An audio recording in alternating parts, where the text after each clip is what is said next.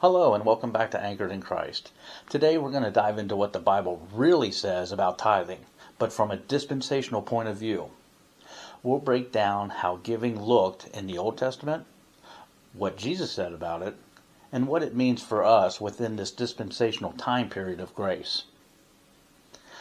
Now, if you ever wrestled with the questions like, man, am I robbing God? Does tithing even apply to me today? If so, this is for you. First, I'll give a very brief introduction to what dispensationalism is, to clear up what appears to be contradictions in the Bible that really do not exist. And I always try to ask this question when I'm reading the Bible. Now, who is God talking to, and when in history is he speaking? I ask this to find out if it applies to us today. So what is dispensationalism? Well, dispensationalism is a theological framework that divides history into distinct periods of dispensations, where God deals with humanity in different ways. These dispensations highlight how God's plan unfolds through different covenants and specific instructions to his people in each dispensation.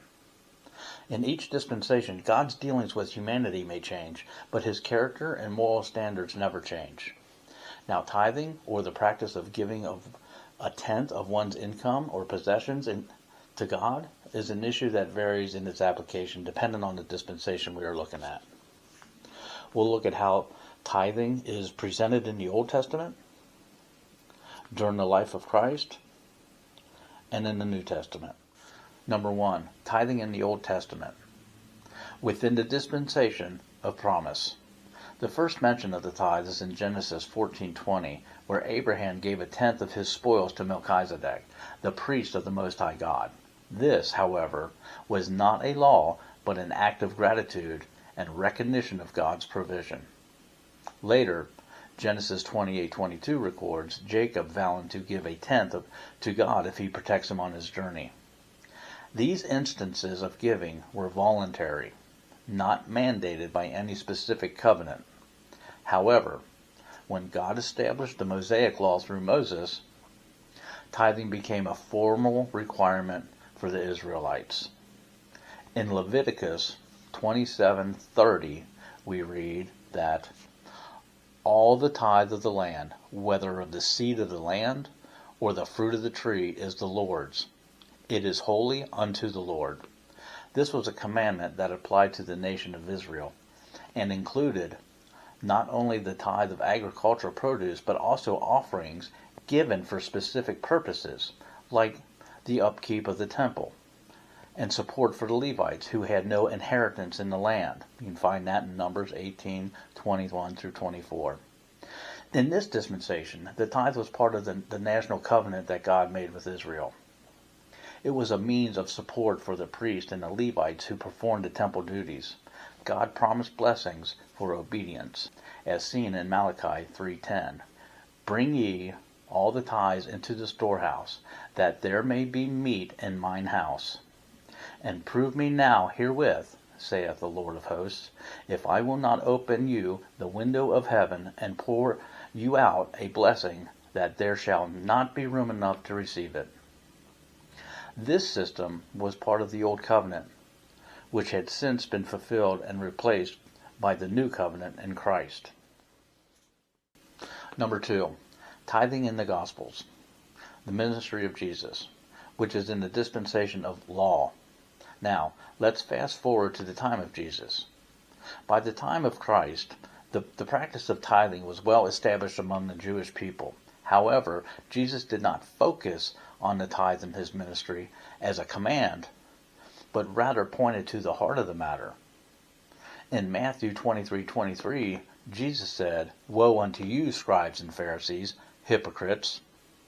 For ye pay tithe of mint, anise, and cumin, and have omitted the weightier matters of the law, judgment, mercy, and faith. These ought ye to have done, and not to leave the other undone. Here, Jesus acknowledged that tithing was still a valid practice, but he rebuked the Pharisees for focusing on the minutiae of the law while neglecting the more important aspects of righteousness like justice and mercy. What we see here is that while tithing was still recognized, Jesus placed much more emphasis on the inner attitudes of the heart. Tithing should not be a mere external act of obedience, but a reflection of a right relationship with God. Number 3, tithing in the New Testament within the grace dispensation. As we move into the dispensation of grace, the question arises, is tithing still required for believers today? A dispensational approach would suggest that the practice of tithing, as it was prescribed in the Old Covenant, is not an absolute command for the church today. The New Covenant, which began with Christ's death and resurrection, is a different arrangement.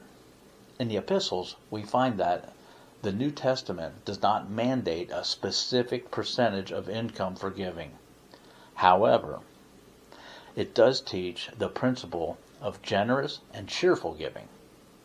For example, in 2 Corinthians 9:7, Paul writes, "Every man according as he purposes in his heart, so let him give, not grudgingly, or of necessity, for God loveth a cheerful giver." The focus is on the attitude of the giver rather than the specific amount. Paul also instructs believers to give according to their ability.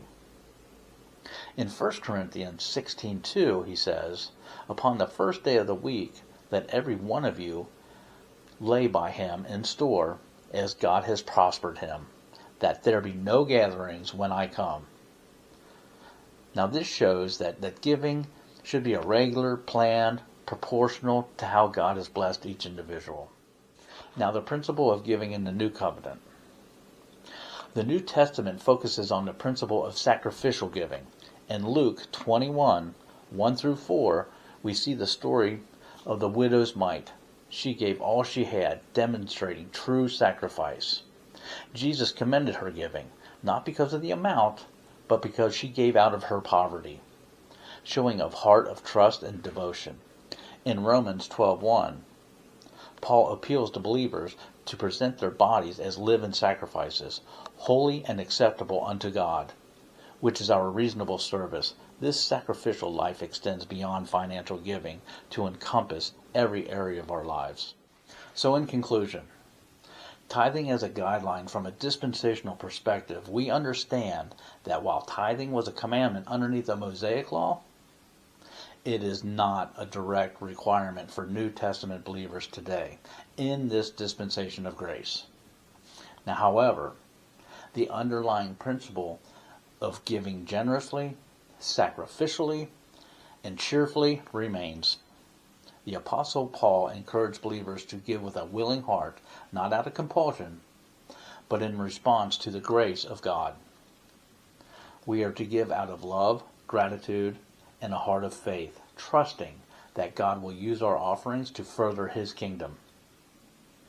Ultimately, whether we give sacrificially or support the work of the church in other ways, our giving should be an expression of our love for God and our desire to see His work advance on earth. Let us give as we are able, with cheerful hearts, knowing that God will bless our obedience and use our offerings for His glory. Thank you for your time and attention today. May we all grow in our understanding of biblical giving and apply it to our lives with joy and gratitude to the Lord. Please like and subscribe. It's free, just like the gift of salvation. As always, stay anchored in Christ. God bless, and I'll see you next time.